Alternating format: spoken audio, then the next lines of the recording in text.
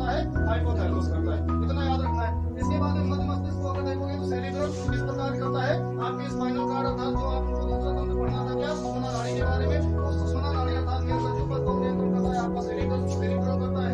Corpora आपका आई तथा year पर कंट्रोल करता है, अर्थात आंखों का नियंत्रण केंद्र कौन होता है, कार्पोरा। कान का नियंत्रण केंद्र कौन होता है, कार्पोरा होता है। बस मस्तिष्क की बात करें तो सेरिबेलम और मेडुला दो भागों में बांट दिया गया है इसको, और जो सेरिबेलम होता है वो हमारे बॉडी के कंट्रोल को नियंत्रित करता है, चाहे जैसे उछले कूदे दौड़े उन सबको बैलेंस करने का, बॉडी बैलेंस करने का कार्य किसका होता है, सेरिबेलम होता है। और इसी जगह मेडुला जो होता है वो हमारी किस तरह का काम करता है, जो अनैच्छिक क्रियाएं होती है जैसे उत्सर्जन हो गया, पाचन हो गया, श्वसन हो गया, समझ रहे हो, जिन्हें भी परिवहन हो गया, इन सब क्रियाओं पर नियंत्रण कौन करता है, आपका मेडुला करता है। ठीक, स्पाइनल कार्ड आपको बढ़ा दिया जाएगा। फिर अगली बात करते हैं किसकी, बंधीय तंत्रिका के अंदर पीएनएस भी दो भागों में बटा हुआ है, पेरिफेरल नर्वस सिस्टम में जो कि कपालीय तंत्रिकाएं और रीढ़ तंत्रिकाएं दो भागों में बटा हुआ है। ठीक है, अब ये कपालीय तंत्रिकाएं 12 जोड़ी होती हैं। आपको पता है कपाल के जो भी अन्य अंग होते हैं, कपाल के भाग होते हैं, जैसे आपकी आंख, नाक, कान, त्वचा, गर्दन के जितने भी हिस्से से निकल करके ये सारी तंत्रिकाएं ब्रेन को सूचना पहुंचाने का कार्य करती है।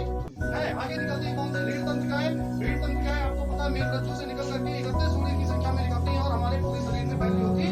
31 जोड़ी तंत्रिका कोशिकाएं जो हमारे शरीर से सूचनाओं को ग्रहण करके पहले कहलाती है तंत्रिका। तंत्र के कौन से हिस्से में, मेरुरज्जु में लेकर के आते हैं और फिर ब्रेन को सूचना पहुंचती है। और स्पाइनल कार्ड का काम भी ये होता है ना कि जो दीपन होते हैं उन दीपनों के लिए एक रास्ता प्रदान करना, ठीक है, या फिर मस्तिष्क की व्यस्तता में उन दीपनों के प्रति प्रतिक्रिया करवा देना, ही इसका कार्य होता है।